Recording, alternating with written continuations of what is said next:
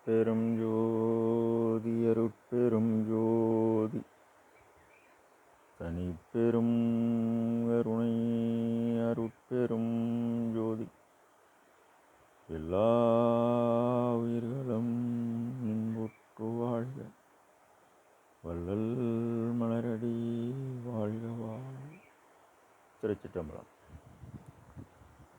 உலகலாம் போற்ற ஒளி வடிவாக விளங்கும் அருட்பெருஞ்சுதி ஆண்டவரின் திருவருளையும் அவரின் பரிபூரண அருளை பெற்ற சர்க்குரு சிதம்பர ராமலிங்க சுவாமிகளின் குருவருளையும் மனமொழிமையால் போற்றி பணிகின்றேன் தயவுடன். இவ்வுலகத்தில் மனித பிறப்பை பெற்றுக்கொண்டவர்கள் இப்பிறப்பினால் அடையத்தக்க ஆன்மலாபத்தை காலமுள்ள போதே அறிந்தடைய வேண்டும். ஆன்மலாபம் என்பது எவ்வித ஆதாரமில்லாத ஏழைகள் பசியை போக்கித்தான் பெற வேண்டும். இது சர்க்குரு வாக்கு, அருட்பெருஞ்சுதி இறைவனின் வாக்கு. நாம் செய்த செயலின் நுழைவாக இன்ப துன்பங்கள் யாவும் வந்து கொண்டே உள்ளது. அப்படி வருகின்ற துன்பம் யாவும் பொறுத்து எல்லா உயிரும் இன்பமாக வாழ எண்ணினாலே எல்லாம் செய்வோம். பெருமான்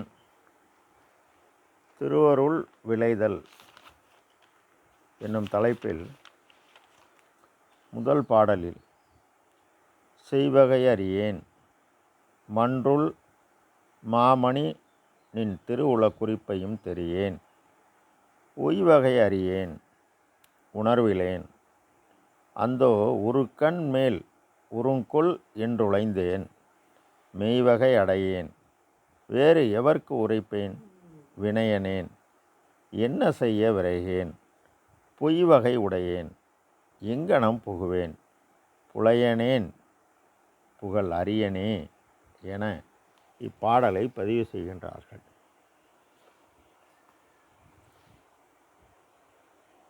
புலையனேன் அறியேன், புகுதல். எப்படி புகுவது?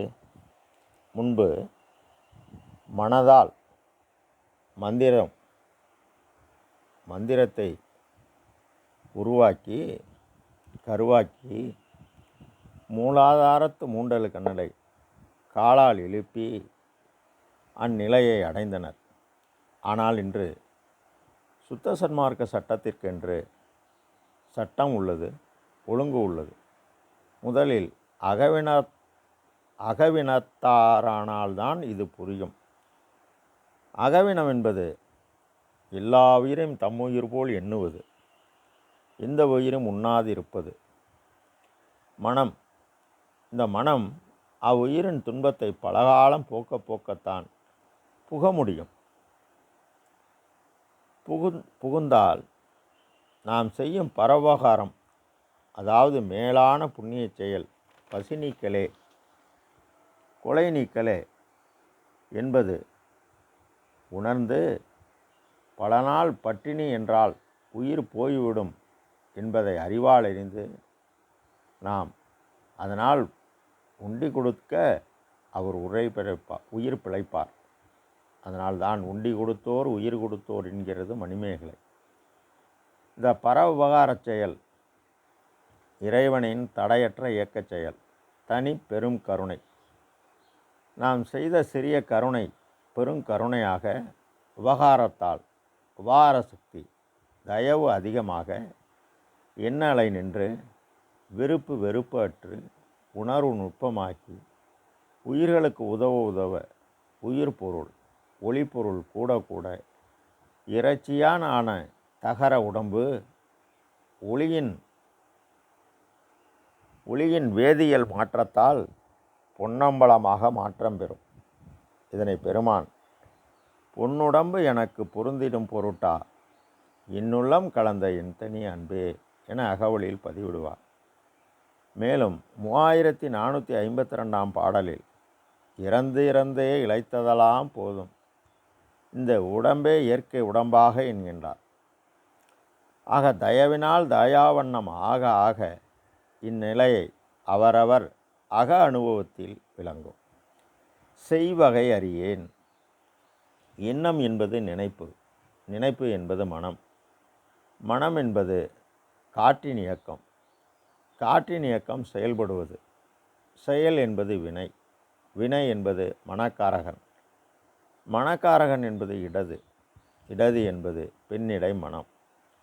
இந்த மனம் எவ்வித ஆதாரம் இல்லாத ஏழைகள் பசியை போக்க போக்க செயல்படும்போது ஒளியின் இயக்கம், அதாவது அறிவு என்பது தெளிவு என்பது ஞானம் என்பது விளக்கம் என்பது வலது என்பது உயிர்காரகன்.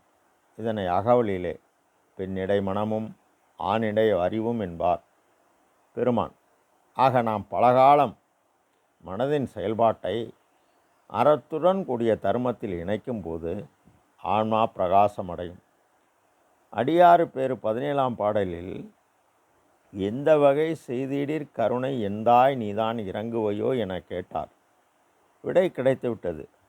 தர்மச்சாலை வழியாக போய் சபையனது உளமென அமர்ந்து சத்திய சபையை தன்னுள் கண்டு அருட்பெருஞ்சோதி அனுபவமாகிய ஆற்றல் இந்த உடம்பாகிய வளாகத்தில் பெற வேண்டும்.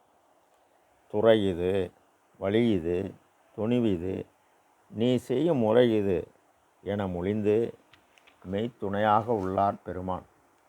அருட்பெருஞ்சோதி மொழிய இவர் செயல்பட்டு நாம் மேலேற ஜீவகாருண்ய ஒழுக்கம் 3 பகுதி வழங்கியுள்ளார். மேலும் அறிவு விளங்கிய ஜீவர்களுக்கெல்லாம் என்றாலே ஒளி கூடிய ஜீவர்களுக்கெல்லாம் ஜீவகாருண்ய ஒழுக்கமே வழிபாடு என உறுதிபட கூறுகிறார். அப்படி நாம் செயல்பட்டால் மரணமில்லா பெருவாழ்வை அடையலாம். ஜீவகாருண்ய ஒழுக்கத்தால் பக்தியால் ஒழுக்கத்தால் தவம் கூடி தயவு வளர் தவமாகவும் தவம் நிறையக்கூடிய தயவாகவும் தயவு வளர்ந்து தவம் நிறைந்து இந்திரியம், கரணம், ஜீவன், ஆன்மா அறிவு பெறும். அதனால்தான் அருள்விளக்க மாலையிலே செயலனைத்தையும் அருளொளியால் காண்க என்கின்றார். மன்றுள் என்றால் மன்றம், நம் தலையுள் மாமணி, அதாவது நின் தயவினால் தயாவண்ணம் ஆக ஆக திருவுள்ள குறிப்பு. சிறிய தயவை கொண்டு பெரிய தயவையும், சிறிய விளக்கத்தை கொண்டு பெரிய விளக்கத்தையும், எவ்வித ஆதாரமில்லாத ஏழைகள் பசியையாவது தன் தரத்துக்கு தக்கவாறு கூகும் காக்கைக்காவது நிதி ஆகாரம் தினசரி வழங்க திருவருள் குறிப்பு உய்யும் வகை புரியும். 4267ஆம் பாடலில் பண்ணிய தவம் பழித்ததுவே என்பார். என்ன தவம் செய்தார்? எதனால் பேரின்ப வாழ்வை பெற்றார் எனில் உய்தல், உயர்வான நிலை இதுவரை யாரும் அடையவில்லை. முதலில் அடைந்தவர் சர்க்குரு சிதம்பர ராமலிங்க சுவாமிகள் மட்டுமே. எல்லா தவங்களை விட உயர்ந்தது உயிர்கருணை எனும் ஜீவகாருண்ய ஒழுக்கம். ஜீவகாருண்ய ஒழுக்கம் இல்லாது செய்யப்படுகின்ற தபம், ஜபம், தவம், தியானம், விரதம், யோகம், ஞானம் யாவும் மாயையால செய்களே என்கின்றார். உய்யும் வழியை எறிந்து அதன்படி செயல்பட்டு பேரின்ப வாழ்வை பெற்றேன் என இப்பாடலில் பகரார். உய்த்திரம் அறியா இறந்தவர் தம்மை இவ்வுலகிலே உயிர் பெற்று மீட்டும் நயத்தோடு வருவித்திடும் ஒரு ஞான நாட்டமும் கற்ப கோடியினும் வயத்தோடு சாகா வரமும் எந்தனக்கே வழங்கிட பெற்றனன். மரண பயத்தை விட்டொழித்தேன், எனக்கிது போதும், பண்ணியதுவும் பழித்ததே என்கின்றார். உணர்வு. நம் உடலில் எல்லா இடங்களில் இரத்த ஓட்டம் உள்ளது. நம்மேல் எது விழுந்தாலும் உணர்கிறோம். அதுபோல் அணுக்கூட்டத்தில் இருந்து வந்த ஆன்மனு பூமியில் ஜீவிக்க, ஆன்ம ஒளி உள்ளே மறைந்திருக்க, ஜீவ ஒளி காற்றை ஜீவித்து புறத்தில் வாழ்கிறது என்கின்ற அறிவும் ஆன்மாவுக்கு ஆணவ மலம் இயற்கை. எவ்வாறெனில் ஒரு சிறு குழந்தை என்னுடைய பொம்மையை எடுத்துக்கொண்டு அந்த குழந்தை தரமாட்டேங்கிட்டு கத்தும், அதை வாங்கித்தான். அந்த குழந்தைக்கு கரணமாகிய அறிவு கருவிகளாகிய 5 வேலை செய்யவில்லை.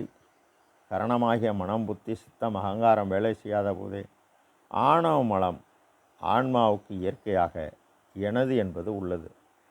இந்த ஆணவ மலம் நீக்க தேகம் அவசியம். சுத்தமாயா தேகம் என்றால் உணவு தேவையில்லை, அசுத்தமாயா தேகம் என்றால் உணவு தேவை.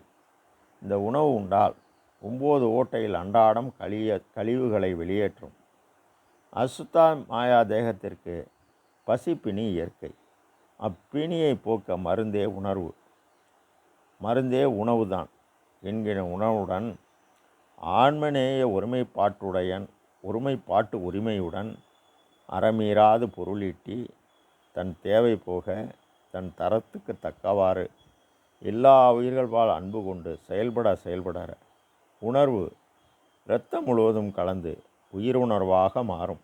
உருக்கன் துன்பம் மேல்மேலும் உளங்குள் வந்து சேருமாயென அமலந்தேன் பயந்தேன். நாம் ஏன் பயப்படப் போகிறோம்? நம் சர்க்குரு அகவல்வரி 92 இனைத்தும் துன்பிலா இயலளித்து என்கின்றார். தயவு நெறி, அருள் நெறி, அன்பு நெறி, பெருநெறி நாம் கடைசி வரை கடைபிடித்து செயல்பட எண்ணிய அனைத்தும் தர அருட்பெருஞ்சிதி பூரண அருள் அனுபவம் பெற்ற சர்க்குரு இருக்க நமக்கு ஏன் துன்பம் வரப்போகிறது? அவர் கூறியபடி நாம் செயல்பட துன்பம் மறுத்து தாப துயரம் தவிர்த்து சுகம் வழங்கி தூக்கம், சோம்பல், துன்பம், அச்சம், ஏக்கம் நீக்கி அன்பு நிரம்ப எங்குரு தீமையும் நம்மை தொடரா வகை மனக்குறை நீக்கி இரவும் பகலை நம்மை காக்கும் குலதெய்வமாக விளங்கி கொண்டே இருப்பவர் நமது பெருமான் சர்க்குரு அவர்கள். மெய்வகை அடையேன் நோவாத நோன்பு. அழியக்கூடிய பொய்ப்பொருளை கொண்டு உன் தரத்துக்கு தக்கவாறு எவ்வித ஆதாரமில்லாத ஏழைகள் பசியை போக்க பொய்ப்பொருள் மெய்ப்பொருளாக மாறும். அதாவது உபகாரத்தால் உபகார சக்தி கூடி எல்லா நன்மையும் உண்டாகும். வேறு எவர்க்கு உரைப்பேன்? அருட்பெருஞ்சிதி ஆண்டவரின் பரிபூர்ண அருளை பெற்றவர் கூறுகிறார். என்ன கூறுகிறார்? நான் உரைக்கும் வார்த்தையெல்லாம் நாயகத்தின் வார்த்தை. நம்புமினோ நமரங்கால் நல்ல தருணம் இதுவே எனவும் குறித்து உரைக்கின்றேன், இதை கேளுங்கள் எனவும் பொய்தான் ஒரு சிறிதனினும் புகழேன், சத்தியம் புகழ்கின்றேன் எனவும் உற்றமொழி உரைக்கின்றேன் உரிமையினால் எனவும் ஏன் உரைத்தேன் என்றால் இரக்கத்தால் எடுத்துரைத்தேன் கண்டீர், யானடையும் சுகத்தினை நீர்தான் அடைதன் குறித்தே என்கின்றார். ஆக இதெல்லாம் கேட்க, படிக்க, உணர, அறிய, தெளிய, செயல்பட்டு புண்ணிய பலம் வேண்டும். இல்லைன்னா புண்ணிய பலம் உள்ளே வராமல் புண்ணிய பலம் உள்ளவரோடு பூவோடு நார் சேருவது போல் போய் நாம் ஒட்டி கொள்ள வேண்டும். வினையனேன் நாம் தினசரி செய்யும் வேலைகளின் தொகுப்பே வினை. இந்த செயல் ஒன்று அறம் சார்ந்து உள்ளது, ஒன்று பொருள் சார்ந்து உள்ளது, மற்றொன்று இன்பம் சார்ந்து உள்ளது. எனவே நாம் அறம் சார்ந்து செயல்பட இந்த அறம் நமக்கு பொருளை வளர்க்கும். அந்த பொருளால் நாம் இன்பம் அடைவோம். என நாம் என்ன செய்ய வேண்டும் என இப்பாடலில் பெருமான் தெளிவாக கூறுகிறார். நாம் செயல்படுவோம், புண்ணிய பலனை அடைவோம். அருட்பெரும் ஜோதி அருட்பெரும் ஜோதி தனிப்பெரும் கருணை அருட்பெரும் ஜோதி. எல்லா உயிர்களும் இன்புற்று வாழ்க. கொல்லாவிரதம் கொலைமலாம் ஓங்க. கல்லூர் நைத்த நலம் பெறுக. எல்லோரும் வாழ்கை சேர்ந்து. திரு அருட்பிரகாச சர்க்குருநாதர் திருவடியிலே அபயம் அபயம் அபயம் அபயம் அபயம். திருச்சிற்றம்பலம்.